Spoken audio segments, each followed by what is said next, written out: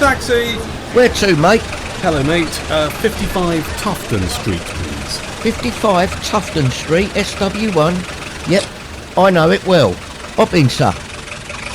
This is A Nation of Taxpayers, a weekly podcast from the Taxpayers Alliance. This week's episode of A Nation of Taxpayers, in the studio here at the Taxpayers Alliance, we have Will Yarwood. Hello, Will. Hi, Duncan. Thanks for having me back on the show. A pleasure, and welcome to veteran Conservative politician Sir John Redwood. John, welcome. Well, thank you, and I look forward to talking to your audience, and I admire the work that the Taxpayers Alliance does, so I think we have a lot in common. It's a pleasure to have you on this podcast. A little bit of a thumbnail sketch, if I may, for our listeners. MP for Wokingham from 1987 through until 2024. You chose not to stand in 2024. That's 37 years as a Conservative MP. Secretary of State for Wales in John Major's government, served in the shadow cabinets of William Hague and Michael Howard, proud Eurosceptic and Brexiteer. I don't think I've missed anything else. Well, continuous campaigner for lower taxes and better value for money from the taxpayer, and I have managed bits of the public sector and tried to discover how you can get common sense ideas applied to something which just grows and grows and wastes a lot. Well, let's talk about that, because there's a lot of work that you're doing. You're very prolific on social media. You write on your website as well. We'll turn this chat around. We'll go back to the past a little bit later on, because there's some fascinating things I'd like to ask you about. But where do you see yourself at the moment as part of your ongoing campaigning? Well, I see myself as an independent commentator trying to give the truth about the state of the public sector, the public accounts, why we're paying such high taxes, why so much money is wasted, how our monetary policy has been a disaster, how the Bank of England is losing us a fortune. And I'm always very grateful when other people pick up some of the stories and ideas I generate, because I think what I'm putting forward should be front page news. Yeah. Today I've been talking about in one of the newspapers 1.8 billion of accumulated losses by a nationalised industry called the post office. Now, everybody's rightly scandalised by the way in which the post office treated its staff and getting them arrested and put into prison. That was a complete disgrace. And yes, of course, the taxpayer is going to have to pay compensation. Sooner they get that compensation out there, the better. But the bulk of that 1.8 billion is just total monumental incompetence. It's the failure of successive overpaid senior managers to develop a business model that would work. It's the failure of them to close down costs that are not remunerated. It's the failure to understand what the customer wants. And yet they were being paid $500,000-600,000 a year, or $800,000 one year with a £400,000 bonus. Bonus for what? For bankrupting the post office? Yeah.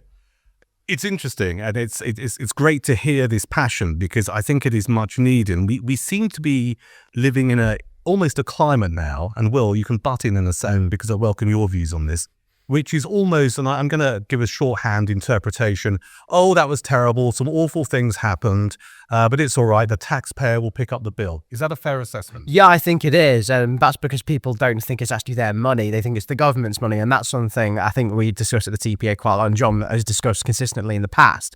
And something, of course, Mrs. Thatcher talked about consistently is the government doesn't have any money of its own. It's all taxpayers' money. But the issue is, especially with our modern political elites, is a lot of them are completely addicted to borrowing, which obviously increases our national debt, which indebts future generations such as myself. I mean, taxpayers are on just the interest alone, it's over £100 billion a year we're paying on that interest for our national debt. So I think the arguments concerning whose money it is needs to be drilled in further and further, because as we've seen from the election of the current government, and indeed the behaviour of some of the last 14 years of Conservative governments, people actually don't understand or know where this money comes from, and they need to care, because at the end of the day, like I said, it's their money in their wallet, which they earn. Is that a fair assessment, John? Well, of course it is, and you're absolutely right that Margaret Thatcher was very much a champion of the ordinary taxpayer. I, as her advisor, we wanted great public services. We didn't want to skimp on the defence of the country. We didn't want to skimp on the hospitals. We wanted the schools to have decent teachers. But we did want to cut back the great swathes of overhead and the many officials who were sending minutes and memos to other officials and trying to make work when you didn't really need that if you were running the service properly. And we wanted to give the public more choice, because if you give the public some choice over the hospital they go to or the care that they need or some choice over school where their child can go, you create a healthy tension within the public sector that you then have more independent institutions within the public sector that need to do well to attract the patients or the pupils or whatever it may be. And so everybody is happier. You can even have happier staff because it is more rewarding. They achieve greater quality. You could introduce remuneration that rewarded them for when they do very well. So we were always looking at that. But what we see now is an awful lot of MPs, this government and quite a lot of opposition MPs, who just accept that the public sector costs the colossal amount of money that they currently spend, who don't see any scope for reducing the wasteful spending or getting rid of some of the things the public sector doesn't need to do.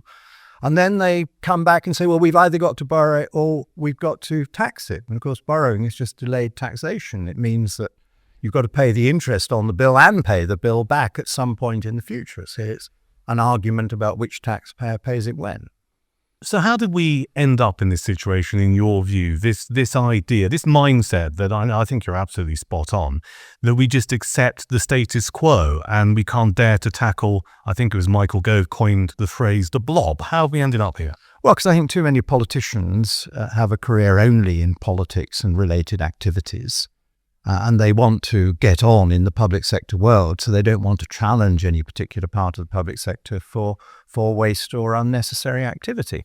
Now, I mean, at the moment, I think it's so easy to have a proper budget in this country that would cut taxes and go for growth, not by increasing the borrowing. I'd like to bring the borrowing down a bit. But if you look at the big areas of waste, 10 to 20 billion a year thrown away on bond losses by bad trading by the Bank of England. I'm not asking them to do something very radical. For once, John Redwood is saying, why aren't you more European? If they followed the policies of the European Central Bank, who've got an equally big problem with bonds that they pay too much for, they're not taking massive losses by wading into the market and selling them. So stop doing it, Bank of England, and then billions would become available for tax cuts or for reducing the deficit. There's then the collapse of productivity in the public services since 2020, which is still getting worse well after recovery from COVID, because obviously COVID lockdowns affected the figures. You'd expected a bigger and more sustained bounce back. Even the Treasury says it's costing us an extra 20 billion a year to run the same services because of the loss in productivity. And of course, much more than that because of inflation you've got to add on top. But why can't we get rid of that 20 billion? We're not asking them to do anything smarter or cleverer than they did in 2019.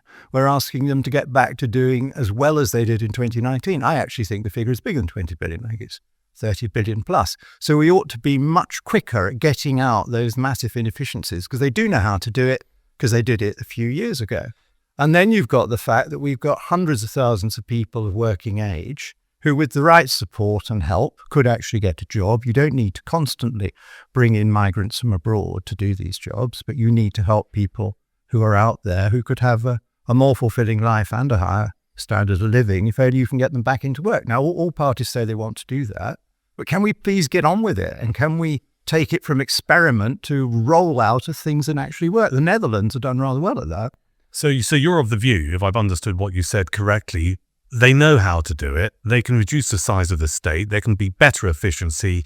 But this government, and possibly the last government as well, are making a political choice and are too scared to do it. Well, the last government tried to do some of these things and said they wanted to, but they were beaten back or they were delayed. I mean, I remember the productivity work. I was talking to ministers then about it. And they started off to try and get some of this done, but everything was going to be an experiment, and a lot of it, quite strangely, was going to start in 2025, just after the general election, and they didn't drive it hard enough. And on the Bank of England losses, I think they saw the point I was making, but they said, oh, but the Bank of England is independent. And I said, well, no, the Bank of England is not independent on the bond trading. The Chancellor of the Exchequer had to sign off every pound that was spent on buying up bonds and had to agree the programme. So what he had to agree to buying, surely he's also involved in agreeing to sell, particularly when the Chancellor, on behalf of the taxpayers, has guaranteed the bank against all losses. So how on earth can you run a government if the Bank of England is going to lose you 240 billion over the whole programme, according to the OBR, not John Redwood, the OBR, and no ministry is allowed to handle that, well, nonsense. It's a matter of vital public interest, and a lot of taxpayers, including me, don't want 240 billion of losses sent to our postbox. No, quite. I think you're so correct about the public sector and the inefficiencies within it. And I think the constant issue is, like you said, the only concern seems to be, at least from the government's perspective, is it just doesn't have enough money, right? All civil servants and all train drivers need in order to work better is for us to give them inflation-busting pay rises paid for, spoiler alert, by me and you, by taxpayers, right? And as we saw over Christmas, after the train drivers got their pay rise, train drivers just stopped working a lot of the time. There was an example, actually, I think it was in the Times, there was a story about how train drivers were no longer incentivized to do extra shifts over Christmas to help people get home and see their families, which obviously, would have paid those train drivers quite well, because they go, oh, well, no, I've got more money now, and actually I can now afford to do actually even less work. So that exact influx of cash has had the direct opposite effect of what the Labour government has had. But I think also broadly, not just in transport, but in the NHS, in the civil service, there's been a bureaucratisation and a managerialisation of those sectors that has happened essentially since the Blair era, although it could have happened a bit earlier. I'm sure John will be able to elucidate that on that a bit more. And I think if we don't constantly hit the nail on the head about the current managerial elite that is, polluting a lot of our public sector, and need to say how much it costs us and how we need to get rid of it, then actually we're not going to fix many of the problems in the public sector that we so desperately need to fix.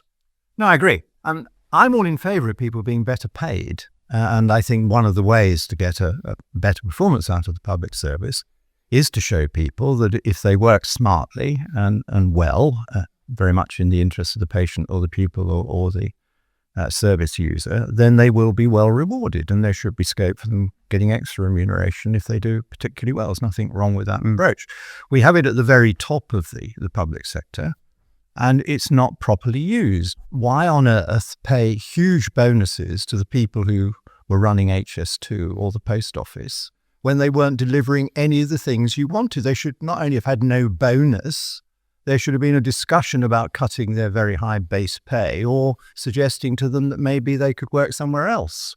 And that's what's missing in the public sector. I'm not jealous of people getting lots of money, but I'm really angry if they get shed loads of money and the thing they run either goes bankrupt under them or gets delayed and half of it cancelled. Yeah.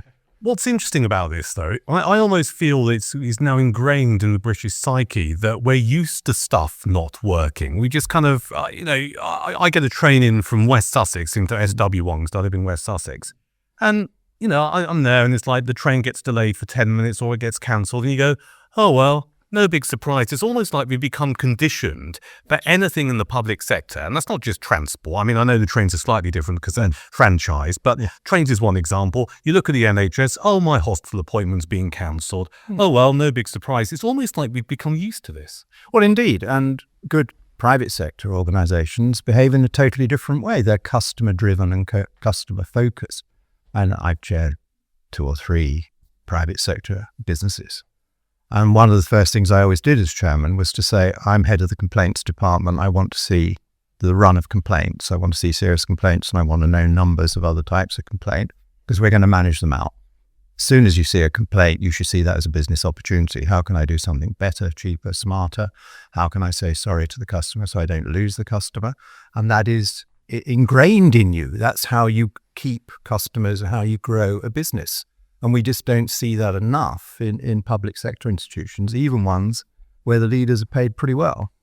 Why is that? I mean, we can use this to then look at where we are, our current government. And one of my bugbears is you look at the cabinet, there's no one in that lineup who has ever run a private enterprise or a business. You can see it a mile off.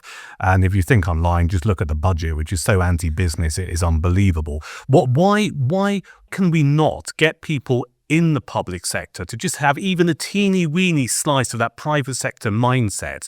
And you demonstrated it brilliantly there, John, with the idea you get a complaint is a business opportunity. How can I improve the business? How can I keep this customer? How can I get an additional customer? How can I learn from this? And why can't we get that little bit of private sector thinking into the public sector? Well, we must do, and that's why I keep writing and preaching and hope that people more influential than me with the current government will be able to do some of that. It was very frustrating in the last parliament because I was talking to friends and they often agreed with me, but somehow they weren't able to carry it across the line. And some people say, well, if we just had more businessmen as MPs or businesswomen as MPs, that would help a bit. But the truth is it's extremely difficult for a business person to come in and start changing this culture without influencing people with real power.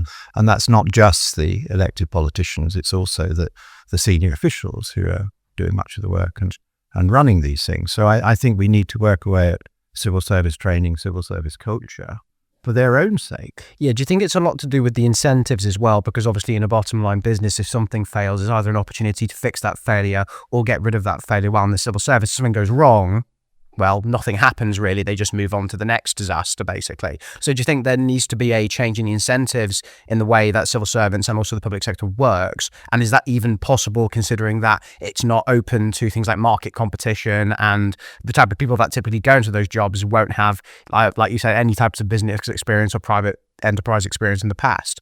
Well, I think there do need to be changes within the structure, not radical changes. And when you look at what has worked, I think getting an early vaccine worked.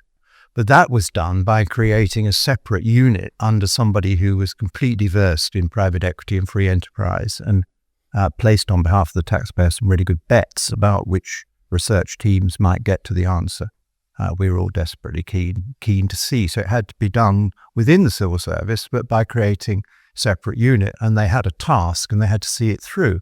Because I think one of the big problems with the civil service is I think they change people around too often. And so if you're only going to have 2 or 3 years in a job, it's the first year trying to get some contacts and understand what's going on. And then you give them a bit of work and then you're running down and thinking of handing over to somebody else.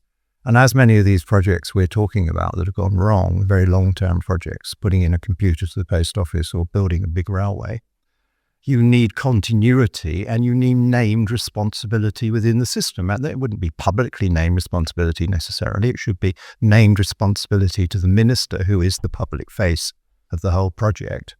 And the minister and the permanent secretary between them have to have some ability to tell people, well, you've really got to improve this, or you're going to actually stay in this job. So bear in mind, you're going to be answering when there's a budget overrun or there's a delay or a cancellation, and get people to accept more responsibility. And then, of course, you link that to performance pay where you're going to do that.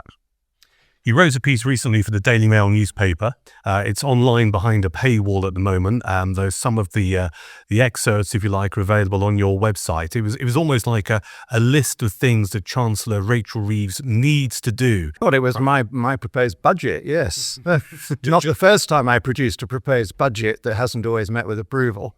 Exactly. So let's get, for listeners to A Nation of Taxpayers, this podcast, let's just get the highlights of your proposed budget.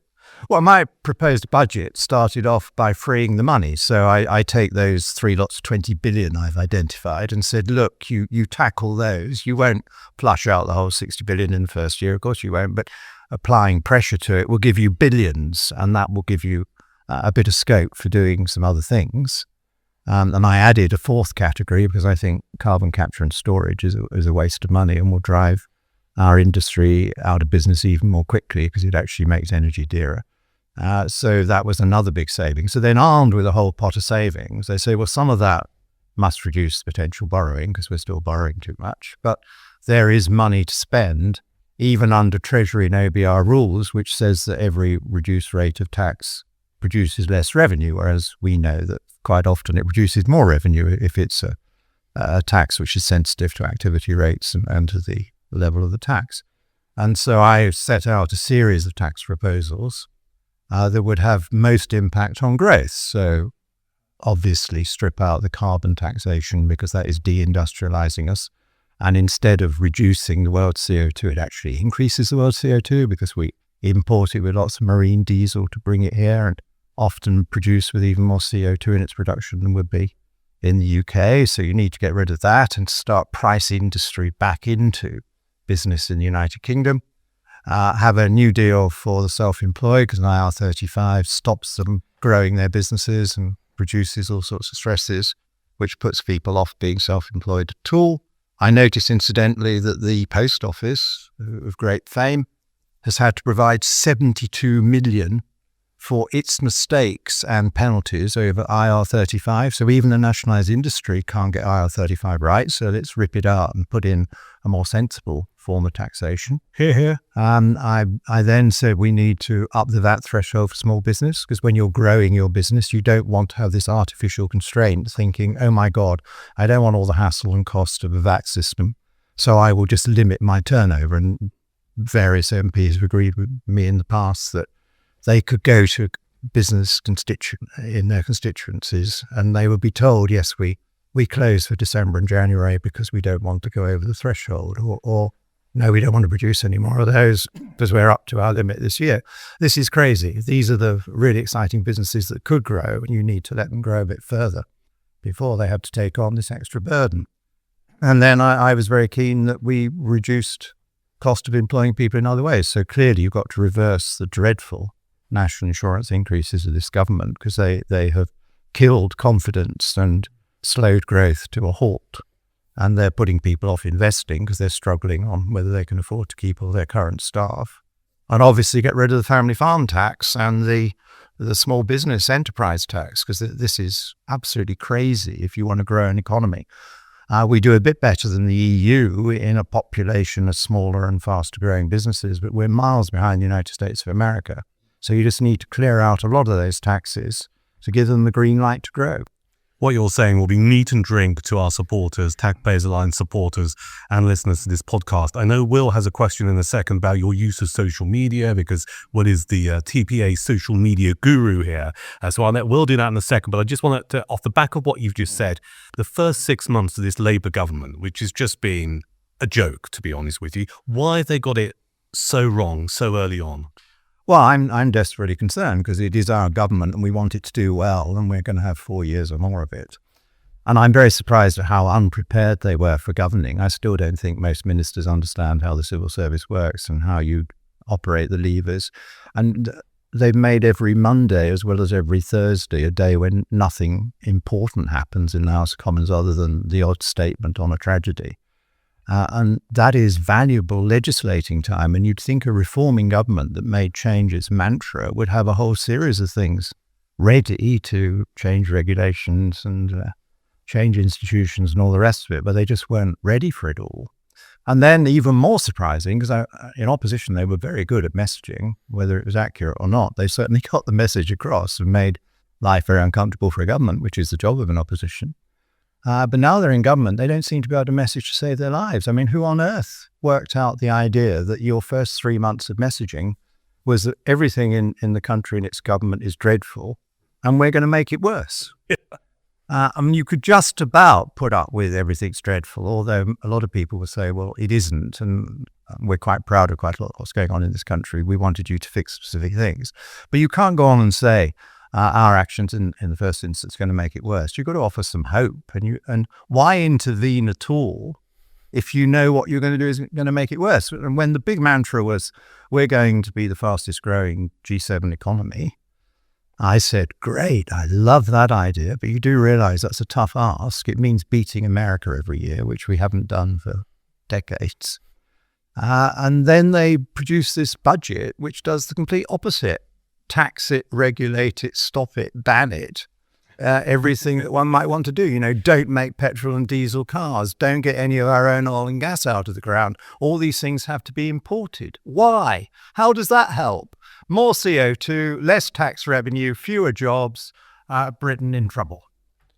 Yeah, music to my ears, John. I mean, when I've talked to people about this in the past, it completely infuriates me how a lot of them are still buying Labour's rhetoric around growth and change, so to speak, and yet all of their actions since being in power have proved the complete opposite. I don't know how Keir Starmer and Rachel Reeves live with this level of cognitive dissonance. Actually, it's really quite impressive. But yeah, in regards to your social media outputs, I've noticed you've been on Twitter since, well, now called X, since about 2009 or so. You've amassed over 220,000 followers, and of course you've been writing a blog for even longer than that. And you still tweet regularly every day with really good content on economics, on monetary policy.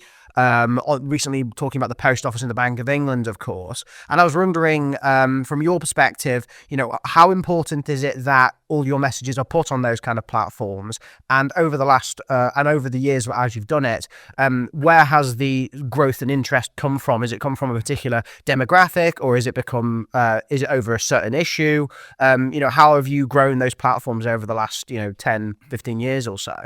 Well, I made it difficult for myself because I don't write a lot about sex and violence. So I think that puts the achievement into a better perspective.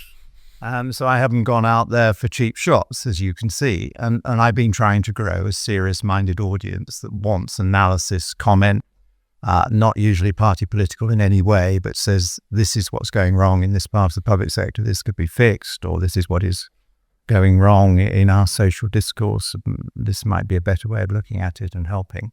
And I don't know the full nature of my audience. I just do this personally. I don't spend any money on having proper analysis of who's following me. But I'm pleased to see that there is quite a big audience out there. And every now and again you get good take-up because the media read it, and then sometimes they want me to do a broadcast, or they want me to write an article, or they just want to steal the idea. That's fine by me. I put those ideas out there. They're not my ideas in any general sense. They're ideas I like that I've modernized or particularized. But I just want to help inform the public debate. And I take a quiet pleasure when I see other people running with similar ideas, and they may have been inspired by mine, or they may never have read me. I don't know. And then every now and again, you get one of those really nice days when an email pops into your email box and say, "Oh, John Redwood, 23 years ago, I heard you say so and so. This made a difference to my life." And you think, "God, did I say that? Well, that was all right."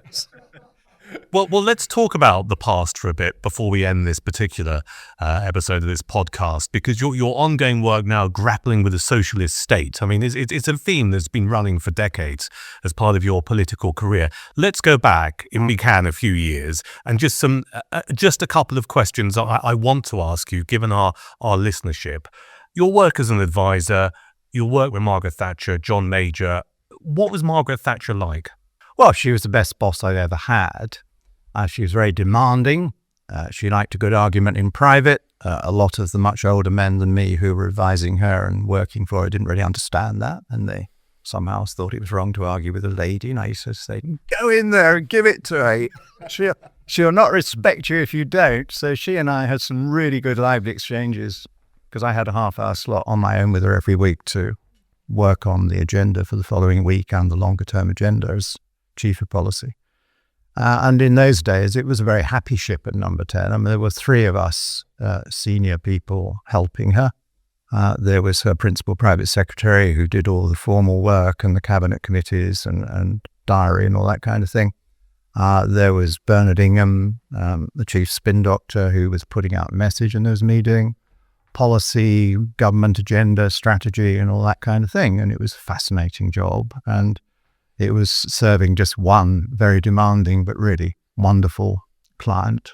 And, the science for you, the public didn't see, in one case for good reason, in the other case, pity really, which she spent a lot of time before she'd make up her mind. And so it could take 3 months, it could take 6 months to present a piece of advice and get her happy with it. I think that was because she knew that once she'd gone with it, she was never going to change her mind, because she did want to back down. But then there was the other side of her, which she was incredibly sensitive to individuals around her and what they might be going through. So she wrote endless handwritten notes during the course of the day to people who'd got a sick relative or who got some trouble of their own or whatever. She was very sympathetic like that, which is a side that didn't really come out. Those half-hour slots that you used to have every week, and you explained brilliantly there about, robust conversations, maybe even an argument.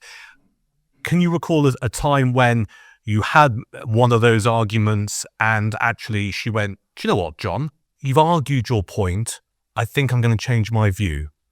Yes, there was one memorable one. I mean, I was normally too polite to remind her that she changed the view in my direction. She was what mattered. It was her view, and she was taking the risk, and she was very brave. But I was trying to persuade her that, unfortunately, the Chancellor that she had selected, and I'd thought she was right to select, had decided to start shadowing the Deutschmark as preparation to going into the exchange rate mechanism. And I thought that would be extremely damaging. And I subsequently wrote about how it would create boom or bust. It turned out it created both boom and bust. Point made. And she believed me, but she didn't want to believe that her Chancellor was misbehaving. And he would deny it because he had weekly one-to-one quite rightly with her. And I never went to that, obviously, although I briefed her for it. And then one day I was in the study doing something else with her. And she turned on the 1 o'clock news on her little radio set, as she did, to hear the headlines. And the first headline was the Bank of England has done something to interest rates in order to keep us in line with the dollar. And she turned the radio off in an instant and looked at it menacingly. And I thought, I'm not going to make this easy for you. Maybe I've made my point. But wait for it. The punchline is the only time she ever said this, she turned to me and said, "You were right." It's a great story, and thank you for sharing it with us on this podcast. I'm going to let Will ask a final question, but very quickly, just a current sense of where we are at the moment politically, because I think listeners would be really interested on your take on the following. We have a new Conservative leader, a new leader of the opposition, a lot of pressure on Kemi Badenoch about where the party goes. What's your current take on the future of the Conservatives? Well, I think the future can be bright, and a lot rests on Kemi. She's very brave. I admired the work she did countering wokery and making comments about attitudes towards sexual and racial matters, which are difficult to have in a conversation. And I think she handled that extremely well, and she's carrying on some of that with her call for a proper inquiry into the disgraceful set of crimes we've seen in all too many towns and cities around the country in recent years. So I think that is strong opposition. It's a very difficult job, and she's got to bear in mind that reform is fishing in a rather similar pool for votes as the Conservatives are, and so that is the complication. On the other hand, she's got one thing very much on her side, which is the government. I mean, who would have thought, as you said earlier, that a government with such a big majority, who'd been so good at singing songs in opposition about change and the mess and so forth, should have collapsed this quickly. And I'm told in Labour circles there are already active discussions about how long the Chancellor is going to last, because they are so terrified that this collapsing growth just undermines the whole strategy. So I think if Kemi goes hard on that, she will get rewards. You mentioned reform in your answer there. Nigel Farage's Reform UK. When we're recording this podcast, the last few days, they have been dominating the headlines for all kinds of reasons. How much of a threat are reform to the Conservatives? You mentioned that at the moment, Conservatives and Reform are all fishing in the same pond for votes. Do you think reform is a credible long-term threat, or is it a flash in the pan? Well, I think time will tell how it plays out. But what I would say at the moment, as a commentator looking at it, is if you have a position where the main opposition party has 25% of the vote and then the second opposition party has 20% of the vote, combined 45% would give you the government, but all the time it's split in that sort of balance. You could even have an even more unpopular Labour Party than in 2024, forming a minority or even a majority government. I mean, that is the arithmetic, that if you have three parties all roughly the same, then you can easily have a hung parliament, and it's very difficult for first past the vote post to deliver the normal strong government which we prefer. Because I'm unashamedly in favour of first past the post, because I think it's right to give a set of politicians the chance to make a go of it. And then if they make a mess, you get rid of them as quickly as possible. I think that is so much better. That is the accountability the politicians have, which is not reflected in the rest of the public sector, which doesn't have the same instant accountability that the politicians have. Yeah, quite. And I appreciate the point about how if you have three parties who are all sort of very similar, you get a hung parliament. And I think the way you avoid doing that, the way the parties avoid doing that, is by having an actual vision of what they want to implement into the country, not just a weak set of policy proposals or fiddling around with this or fiddling around with that. What I'd like to see from all of our political parties, not just those such as conservatism and reform, is a genuine vision and a planned idea of what a greater Britain, a freer Britain could look like in the future. Because I don't think we've had that kind of visionary political thinking for a very long time, and dominated by managerialism and desire just to respond to events. So I think what needs to happen over the next few years is for those in opposition, whether that's the Tories or it is reform, they need to present a coherent vision of what they want Britain to be. Otherwise, they're just going to be talking in negatives and complaining about the government, when really what they should be saying is actually, no, we can be a lot better than what we are, and actually we deserve a lot more than what we've been getting. There are many things this government could do now that would make life better, and why aren't those adopted by opposition parties, which they may well be? And I think Kemi is quite right to say you don't produce the 2028, 2029 manifesto today, because it will be different and priorities will be different by then. But she's going to develop in speeches a series of principles, the sort of vision you're talking about, I trust, and that will be extremely useful. And I think there are many of us willing to help anyone from the Conservative side of the fence on fleshing out that kind of vision, because we're all in this together. And somehow, whatever our individual roles might be assigned, we need to dominate the media with common sense and good news and offer people some hope, because what this government has done is not only crash the growth out of the economy, but they've crashed a lot of the hope that people don't believe things are going to be better tomorrow, because quite often the government says they won't be. It really has been a fascinating conversation. John, thank you for coming in. Thank you for joining us on the podcast. Will, thank you for your contributions as well. Sir John Redwood, you can find him on X or Twitter. Please follow, and you'll be genuinely fascinated with many of the daily postings that John makes. Also, you can search for him online and get access to his blog as well.